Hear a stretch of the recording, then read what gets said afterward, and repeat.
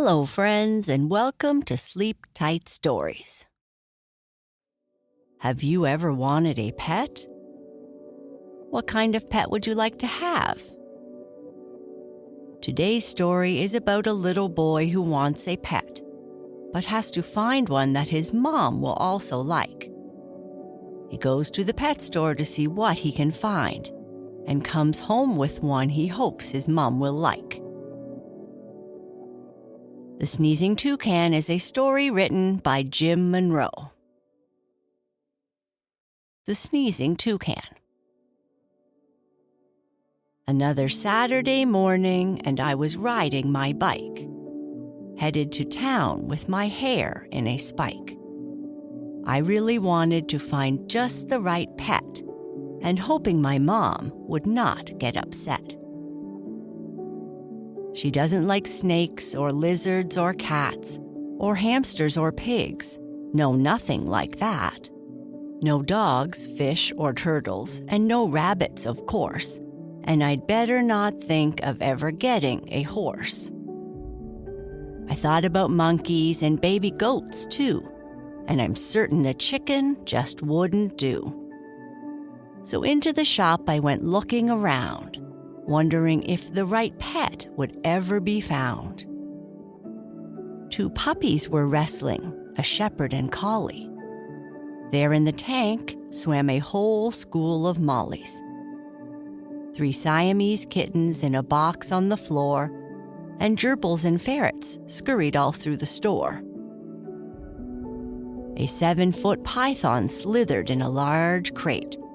Although Mom wouldn't like it, I thought he was great. Then I noticed a cage sitting way in the back.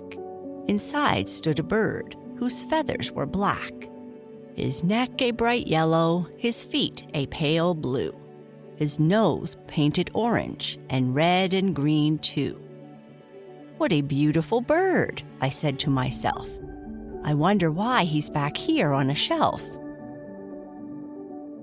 While I stood there just staring at the gorgeous toucan, I felt a tap on my shoulder from the old pet store man. He said, "Son, you don't want that big-nosed black bird, because he's got a problem that's really absurd. In fact, he does something that you just won't believe. That big-nosed black bird can do nothing but sneeze." Well, I stood there a moment not sure what to do, when all of a sudden, that bird went, "Achoo!" The man checked his watch. It was a 10:02. He said, in an hour, he will do it again.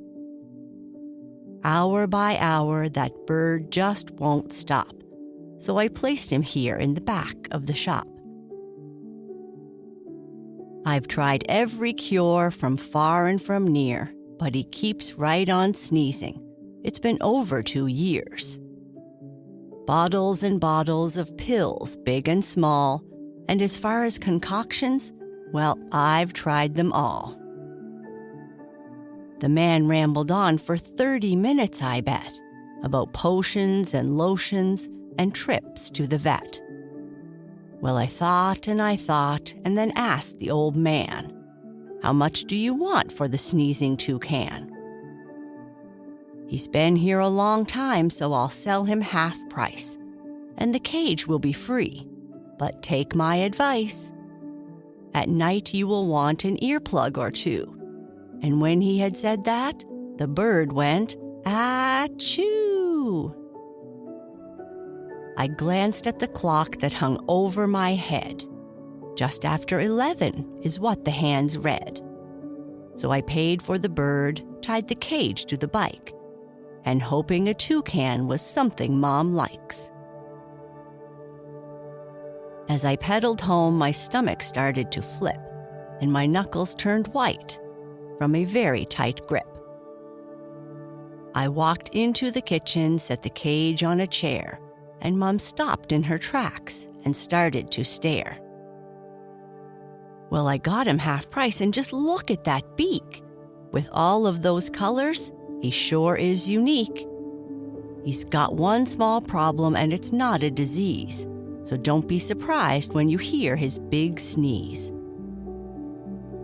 Mom said, "Yes, that toucan is one gorgeous bird, but I'm not convinced it's a pet I prefer. But I will be fair, and I'll give you 3 days. And if he can quit sneezing, then I'll let him stay." The grandfather clock started chiming a tune. The toucan sneezed loudly. It was just after noon. Mom said hearing him sneeze can be quite a shock, but it's still not as loud as those bongs from the clock. Day number 2, and I needed a plan, so I put fruit and veggies inside a large pan. I fed him at breakfast and I fed him at lunch. All through the day, he continued to munch. The toucan ate cherries and carrots and beans and apples and corn and 2 tangerines. I tried melons and grapes and celery and peas, but that bird, like a clock, just continued to sneeze. As I crawled into bed, I heard my mom say, "If he still sneezes tomorrow, you know he can't stay. I must leave in the morning. I'll be back after noon. You'd better think of a cure, and it'd better be soon." The next morning came fast, and I heard the loud chimes.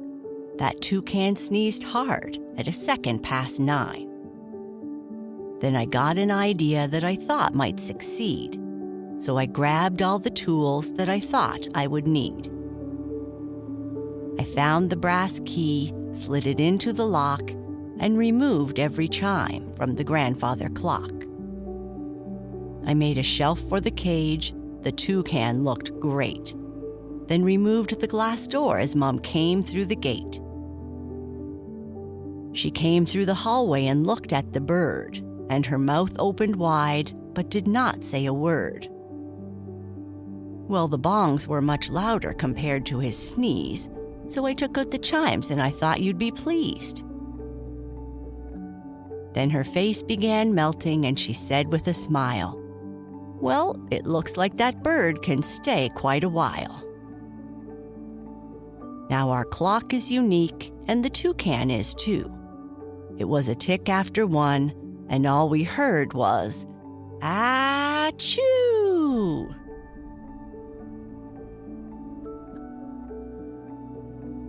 And that's the end of our story. Good night. Sleep tight.